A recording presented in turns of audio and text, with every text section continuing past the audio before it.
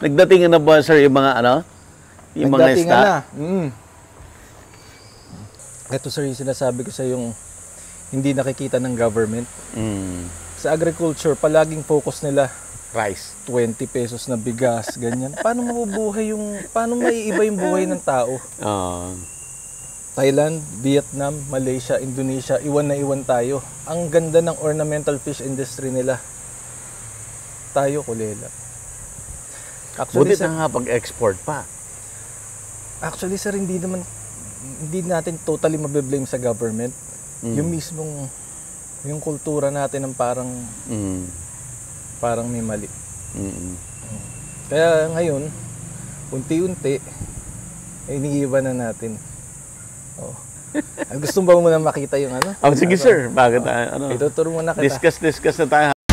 Gusto mo bang matuto ng agribusiness, crops, livestock and poultry, aquaculture, at ma-inspire sa mga success stories? Agribusiness, how it works. As a YouTube channel, Agribusiness features entrepreneurs, farmers, organizations, OFWs, investors. However, beyond our usual content and official endorsements, Agribusiness does not engage in other business dealings with them. While our viewers and featured individuals and entities may choose to pursue business deals with each other on their own, we encourage them to be cautious in doing so. Simple lang yung operation namin, sir. Talagang ang focus namin i-cater yung mga backyard breeders ba.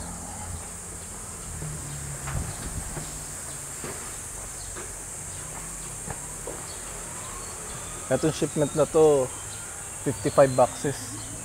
Papuntang Thailand.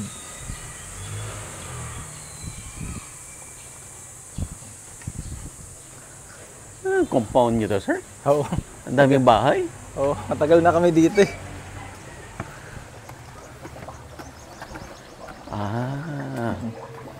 Nag-i-import din ako, sir. Yan, ini-import ko rin. Ibenta ko. Nakahanda na, nandun na iba. Sir, pakilala lang natin. So, Sir Gerald Prodon. Siya po yung reason kung bakit yung pinuntahan natin na mga backyard racers ng ornamental fish doon sa Negros ay nagkaroon sila ng chance to export dahil sa inyo, sir. Ikwento mo nga, sir, yung sistema or paano kayo nag-start dyan? Since 2007, nagsimula ako as buyer. Okay. Nag-i-import ako. Nag-i-import ako sa Thailand, sa Indonesia, sa Vietnam. Naisip ko bakit puro tayo import? Walang export ng Pilipinas. So, nagdaan yung panahon. May mga nasaksihan ako ilang attempts para mag-export ng freshwater ornamental fish. Kaso, napapansin ko, magsisimula, babagsak. Kasi ang sistema dati, nakasentro sa isang kumpanya. Yung kumpanya ang bibili ng mura sa farmers, then i-export niya. i-export nila. Yung bulk ng kita nasa kumpanya. Walang asenso. So, iniba natin ngayon. Ngayon, ang ginagawa namin, kami ang nagpapadala, pero yung backyard farmers, sila mismo ang nagbebenta sa presyong gusto nila. So sila yung nagtatransact directly to the buyers. So, kumikita sila ng mas malaki, at nung nagsimula silang kumita ng malaki, doon nila unti-unting ini-improve yung quality nila. Hanggang sa naabot na natin yung nagagawa natin ngayon. Nagsimula kami, sir, 1 kahon. Pero tignan mo ngayon, Grabe. Thailand lang to, sir? Thailand yan. Papuntang Thailand. Ang Thailand, dyan tayo kumukuha talaga ng isda dati pa. Ngayon, nagpapadala na rin tayo sa Thailand. Sikat na sikat yung mollies ng Pinas. Sa Thailand? Sa Thailand. Wow. Sikat na sikat tayo. So, ngayon ko lang nakita na parang naiba yung sistema. Dapat pala hindi lang kumpanya kumikita, yung mismong breeders. Nandun yung asenso. Kung yung breeders, bibigyan natin ng pagkakataong kumita ng malaki, sila mismong mag-i-improve sa sarili nila. And by doing that, yung ginagawa ninyo, yung mahirap na part para sa small growers, 'di ba, yung documentation, papeles, ganyan, tinanggal na 'yon sa Tinanggal kanila. na. Oo, ang gagawin lang nila, makikipag-usap doon sa buyer niya, and then andyan na kayo para dalhin. Yes. Ang isa pa dyan, ang isang palaging problema dyan, yung weight. Para makapagpadala tayo, kailangan natin ng maabot yung minimum weight. Minimum. Which is, kung hindi natin pagtutulong-tulungan, magkakanya-kanya tayo, Wala. mahihirapan. Wala mga pag-export. Oo, wala. So, may mga taga Luzon, taga Visayas, taga Mindanao. Sama-sama yan, papadala namin. So lahat darating dito. Darating dito, tapos kami naman na magpapadala. Tapos, minsan kahit konti, kahit lugi, pinipilit pa rin namin ipasok.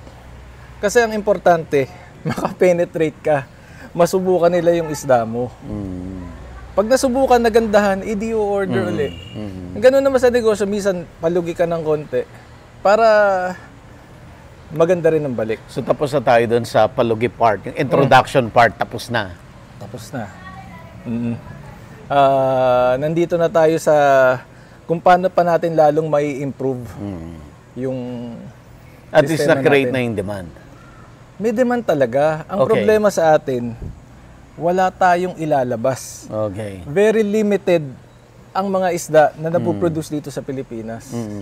Or baka hindi pa natin na-discover kung sino talaga yung breeders. Kasi yung iba parang nagsasarili lang kasi wala naman daw export, hindi pa sila aware. Pero ngayon nagkakaroon na unti-unti ng awareness. Inaasahan ko in the coming months, years, madadagdagan pa yung products na pwede nating i-export. Sabi nung iba, sa akin, dati kasi naghabi ko talaga yan. Unti-unti naging negosyo. Sabi nung iba, bakit yan ang pinasok mo? Hindi naman basic commodity yan. Okay. Then dumating yung pandemic. Lahat ng negosyo bagsak. Lahat lang ng panlibangan, yun lang ang umaakyat. So, hindi lang pala pagkain, hindi lang pala damit. Kati yung kasiyan at saka hobby, mako-consider mo as basic commodity. Pangangailangan din yan. Kasi kung wala ka naman libangan, baka masirahan ka ng bait. Ano, naka-break sila? Naka-break sila. Naka-break sila, okay. Kumakain sila eh. Oo. Tapos, eto sir, Okay. pakita ko sa'yo yung ano. Ito yung mga, yung ponds, quarantine ponds.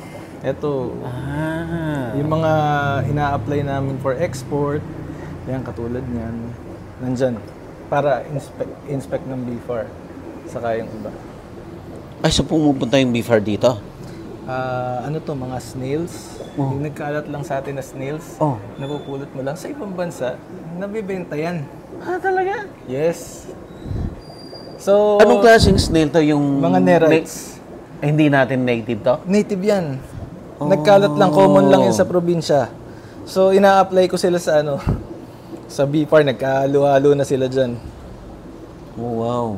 for export. Sa Taiwan, sa ano rin, Thailand din? Sa US at saka sa Europe, may demand sa kanila. Saka sa Korea. Anong ginagawa nila? Nilalagay lang sa, sa display tank lang nila. Tapos marami pa tayong native species na nawawala lang, na dapat na po-propagate natin, pwedeng i-export.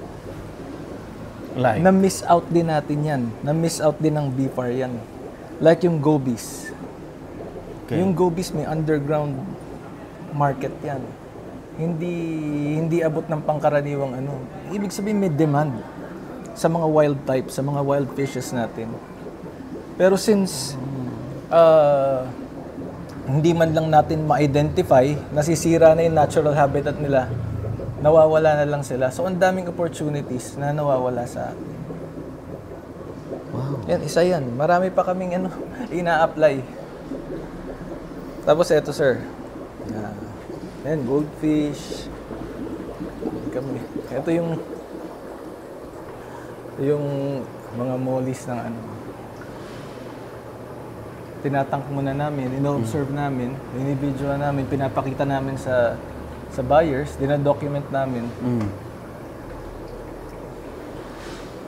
So, let's say yung mga sila M5, di ba? Sila M5. Christian. So, yung isda nila, pagdating dito, Yan na sila. ito muna, ilalagay muna sa ganito. Yes. Videohan, papakita sa buyer. Ito yung natanggap namin. Ikaw confirm. Kung yun yung binibili niya. Yes. So medyo matrabaho rin dito. Hindi rin ganun. Tapos minsan may casualties din, hindi kinakaya yung biyahe. Kasi may buhay yan eh. From the province to here pala may casualty na. Meron. Actually, ang daming klase pang isda na pwede nating i-export. Kaso yung ibang kababayan natin, ewan ko parang mentality eh. Hindi ko alam kung okay i-ano dyan. Okay lang. Awareness May pinuntahan akong lugar. Nag-export seminar ako eh. May pinuntahan akong lugar. Nagsalita doon ng mga ideas ko kung paano mag-export. Sinasabi ko, kailangan nating maabot yung weight. Kaya meron kayong mga isdang mura, meron kayong isdang mahal. Pagkatapos ng mahigit halos kalahating oras o 40 minutes na pagpapaliwanag, maririnig mo bulungan nila. Huwag niyo papadala kay Prodon. I-wholesale lang yung isda niyo. Pero mo yun, ang purpose mo tumulong, yung tinutulungan mo, sisiraan ka na kaagad. So, yung mentality na ganun, yun yung nag-hinder sa atin para lumago. Tapos sila, bago mag-export, yung mga breeders, sila nagpapatayan. Pag meron yung isa, meron ito, ibabagsak yung presyo. Hanggang sa mawala ng value yung isda. Kaya para sa akin, yung pagbabagsak ng presyo in any form, hindi maganda. Yeah. Diba? Hanggat kaya mong itaas yung presyo, hanggat pwede kang kumita, gawin mo. Hanggat may bibili. Hanggat may bibili. Gusto mong presyo. Oo. Hindi ibig sabihin na may kakompetensya ka. Ibabagsak mo yan para mamatay yung kakompetensya mo. Mali yun. Kung gusto mo nang mabit yung kakompetensya mo, gumawa ka ng mas magandang service o magtinda ka ng mas magandang isda. Pero never na ibagsak ang market. Pero paano yan? Because let's say, kagaya nitong ginagawa mo, it's an awareness. So, maraming makakakita, maraming magkakaroon ng idea, and maraming mag-start, then mag-breed. Hindi ba mag-oversupply? Kasi law of supply and demand. Pag oversupply, syempre, bababagsak yung presyo. Actually, hindi magkakaroon ng oversupply. Kasi, ang market natin buong mundo. For example, sa India pa lang, sa Thailand, kung mag-import sila 100 boxes every week. Wow. Kulang pa. Doon sa 100 boxes every week, makuha na lang natin 20 boxes, 30 boxes. Diba? Malaking bagay na. Maraming matutulungan. Ikaw, sir, napunta ka doon sa mga kasama natin, di ba? Kung makikita mo yung buhay nila, bago yung export at saka ngayon, very big difference na. Yes. Nagustuhan ko si Renz. Si Renz. Gusto ko yung principle niya na ayaw mo, diwag. Alagaan ko. Itabi ko lang dyan. Di ba? Si Renz, before ng export, talagang hirap na hirap yan. Yung nakikita yung lugar niya, lahat ng lugar na yun, lahat ng pansa yun, puro putikan yun. Pero ngayon, ang galing ng bata na yun eh. Biruin mo, ano yun, orphan. Siya yung bumubuhay sa kapatid niya. Tinaguyod niya sa pamamagitan. 10 ba? 12? 10. Meron pa siyang 2 bangka ngayon. Oo. Dahil dyan. Di ba? Yun nakakatuwa. Although kahit mas malaki sila kumita sa akin, totoo naman. Kaya sinabi ko sa inyo, sila muna interviewin nyo. Kasi ang negosyong ito, hindi talaga dito. Okay. Ang bulk ng kita nito, nandun sa nag-e-export. Ako, tagapagpadala lang. Limitado lang yung talagang kikitain. Pero, nakakatuwa pa rin. Kasi kahit papano, nagiging part ka ng success nila. Yung bang, yung ginagawa mo, nagkakaroon ng difference sa buhay ng iba. Yun na, fulfillment na para sa akin yun. Gerald, paano kayo nagka-connect? Of course, kilala ka. Sa Facebook lang. Okay. Sa Facebook lang. So, announce ako ng announce sa Facebook, export. Hanggang may mga lumalapit. Oo. Si Renz ang unang-una. Siya ang kauna-unahang nag-export. Siya yung kauna-unahang nagka-customer. Etong export na to, wala lahat to kung hindi rin dahil sa kanila. Kasi, kaya ko nga magpalabas. Ano ilalabas ko? So, utang na loob ko to sa kanila. Sila talaga bida rito. Kaya sabi ko, sir, Sila muna interview nyo. Kasi sila talaga nagdadala nito. And then, paano naman na-develop yung market nila? Paano nila nakilala yung mga buyers? Kasi kanya-kanyang kayod din sila to look for buyers, di ba?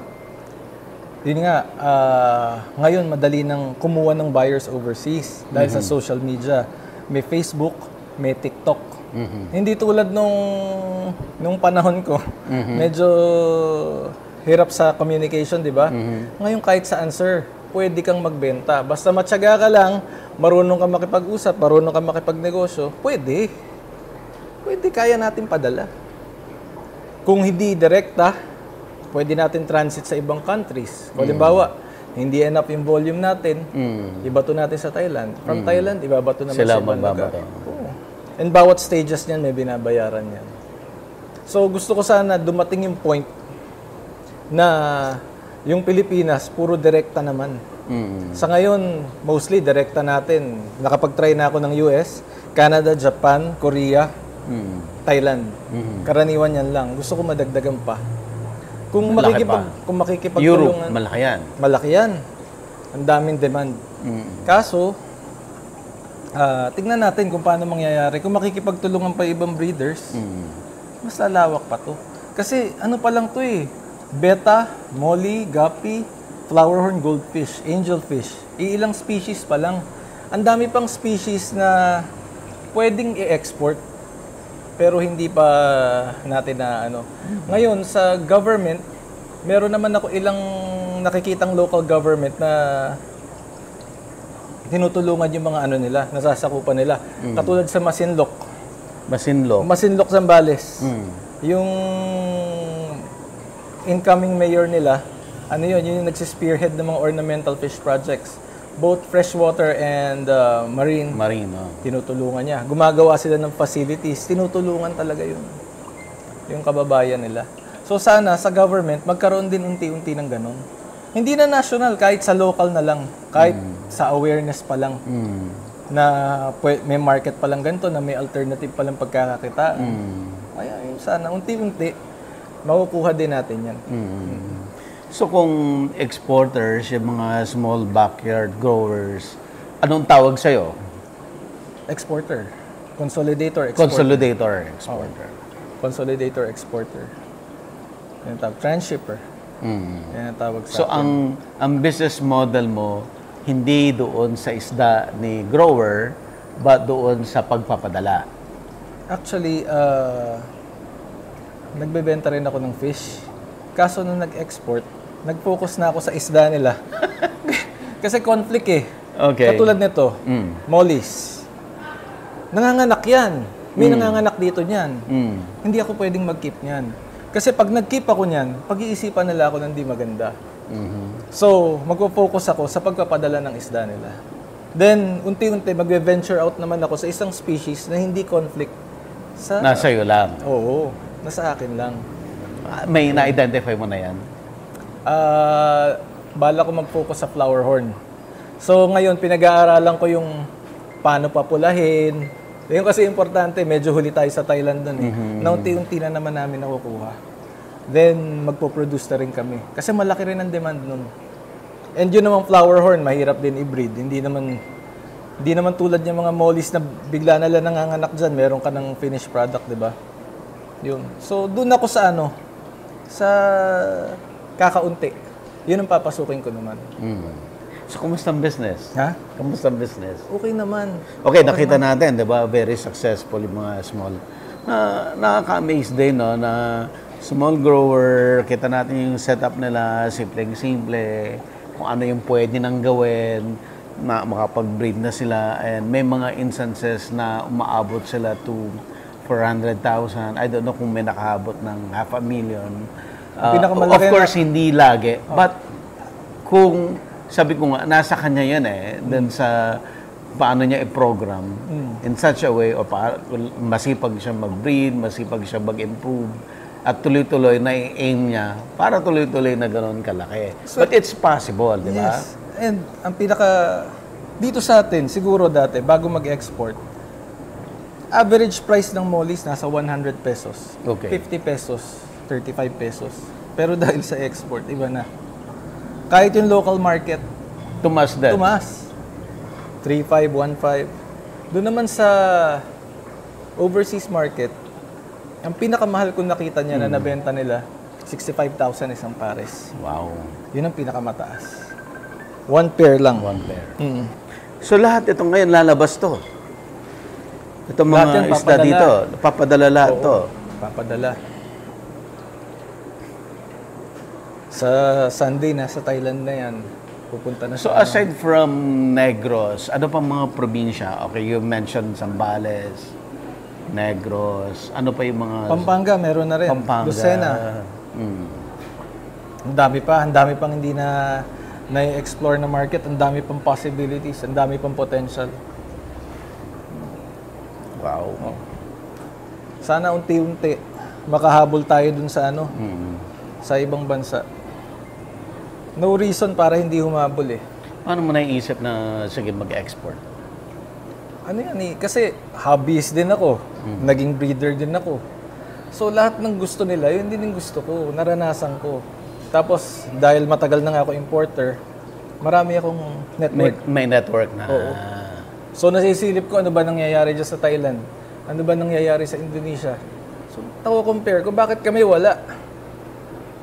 So from 2007 hanggang ngayon, 2023 na buo tong export eh. Itong freshwater. So medyo Relatively new, bata pa. oh, meron ngang ilang attempts kaso hindi nagtatagal. Kasi paano naman tatagal? Bibigyan mo yung farmer ng 5 piso, 10 pesos, 15 pesos, hindi gaganahan yun. Compared ngayon, pinakamababa siguro isang peraso, 1,000 pesos, 500. Tapos meron pang mga parang extreme yung price. So yung mga pinuntahan nyo, walang ginagawa yung maghapon. Ano ba ang pwede kong buuin na bagong strain? Ano ba pwede kong i-market?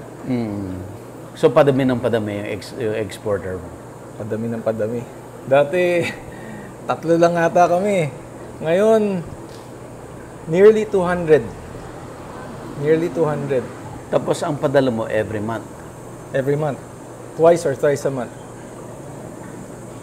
Yung iba, hindi ko na napopost kasi ayaw nila, mga private shipments. Aha. Bawal daw i-post. Hindi ko na inaano. Yung mga ano lang.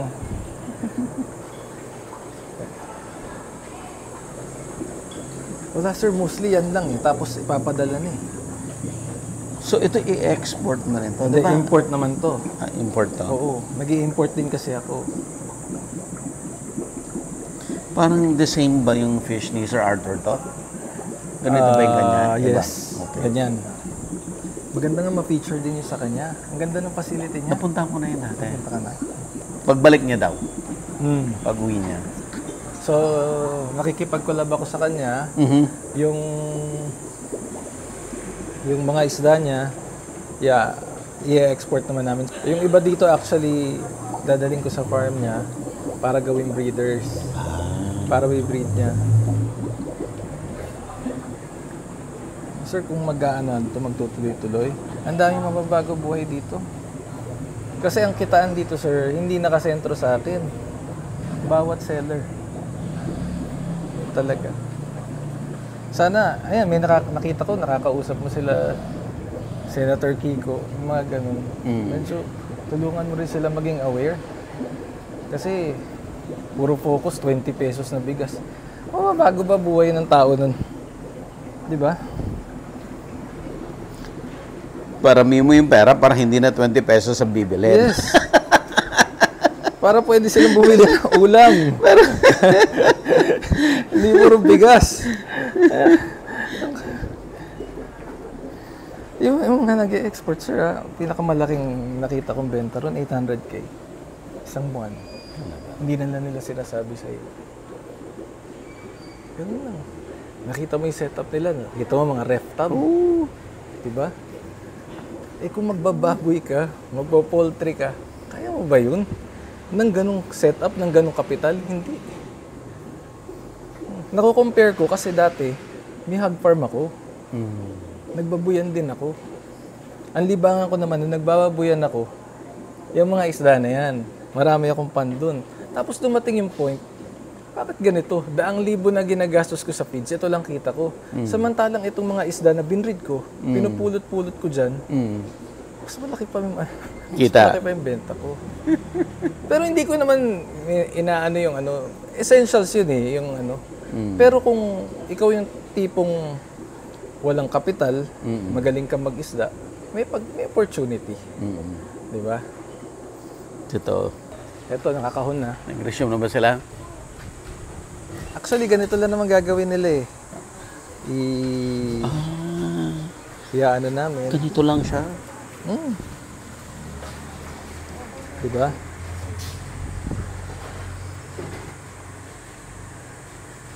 Kaya to, kahit ilang days siya dyan.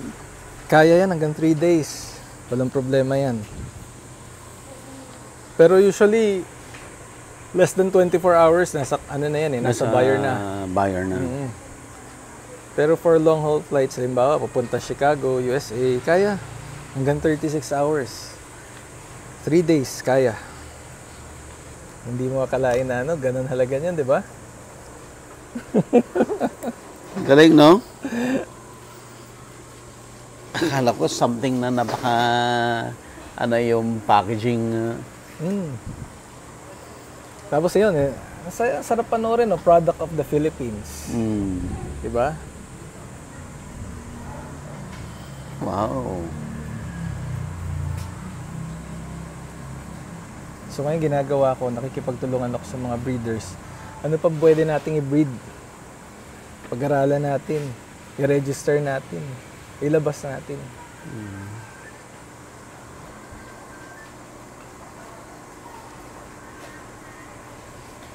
Galing.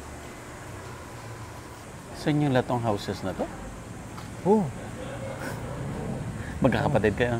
O sa'yo lahat? hindi, magkakapatid kami. Ito sa isang sister ko, sa akin, sa isang sister ko, sa parents ko.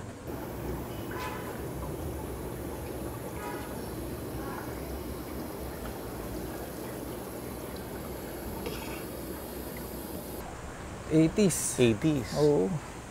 Parang ayaw ng tao pumunta rito. Walang tao rito. Eh ngayon, biglang ano, tad-tad na. Dati ano yan, yung daan na yan, putik yan. Ano to, mahigit 1 hektarya. Yung compound niyo? Ang ganda sa likod. Actually, may isdaan pa ako dun, parang ganito, nandun. Grabe. Ang daming hanap buhay nito kung pinagbubutihan lang. Butit walang kumakalaban sa'yo. Marami. Meron din. Marami. May nag-export din. Nag-a-attempt sila pero alam mo yung Pinoy. So, Pero- kilala mo sila personally? Oh, hindi ako kumikibo. Magkikita kami. Tanguan ko lang, hindi ako kumikibo. Kumbaga, focus ka lang sa ano mo. Grabe, no? That's a Pinoy mentality. Hindi, ito sa Molly's kasi simple lang yung way ng pagpapak. Nasaan yung measuring cup mo? So, ordinary plastic lang, ah. Yes. Hindi kasi, ito, hindi siya madaling pumutok. Unlike yung mga imported plastic na PP, minsan naabot mo putok. Parang rubberized kasi ng konti yan eh. Mas gusto kong gamitin yan. Okay. So, mini-measure namin yung water. Kailangan may... Sa ano kasi natin, kailangan tama yung timbang mo. Pag sa customs natin, every error na declaration mo, ang multa 5,000. So, pag sinabi mo 100 kilos, dapat hindi ka lalayo dun. Range within the... Oo. Plus 5, minus 5. Hanggang ganun lang. Oo. Ayun, doble. Ayan, dodoblehin lang. Pero iba't ibang isda, iba-ibang method ng pagpapak. Ito no need na ng ano eh, ng medical oxygen. Pero pag ibang klaseng isda kailangan.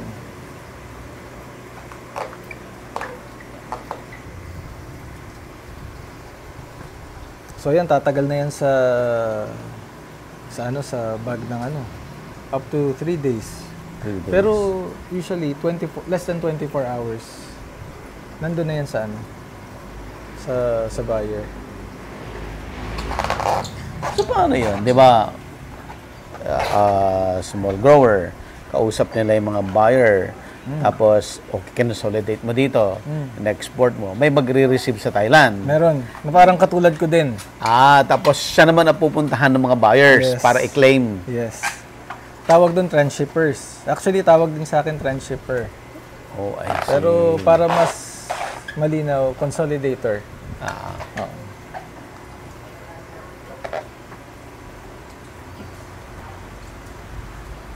Actually, nung nandun kami sa LA, pinunta kami ni Sir Arthur doon sa LA Flower Market.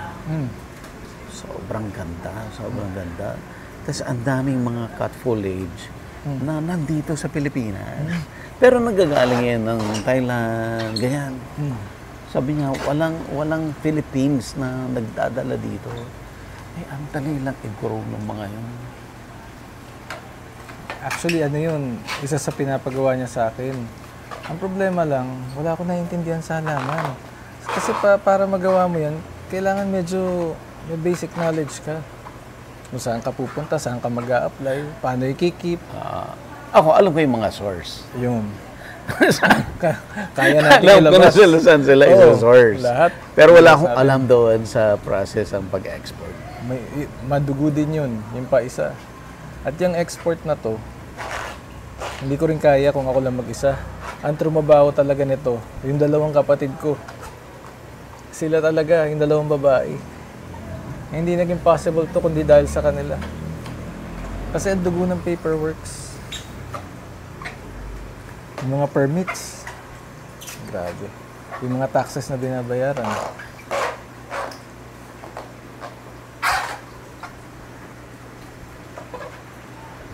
Okay. Yan, mostly ganyan lang. Para sa mollies. Sa And beta, then, sa mollies. meron ka ng coding dito. Yes. Ito yung Sophia. pinapagawa ko sa kanilang code. Kagaya nito, Halimbawa, ito yung 206. Ayan. Ito yung ID number. Ayan yung buyer. Ayan kung anong klase. Tapos ito yung breeder, si seller. Oh, I see. Ayan yung destination country.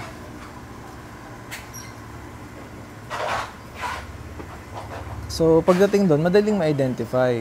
Pasa na lang ng pasa.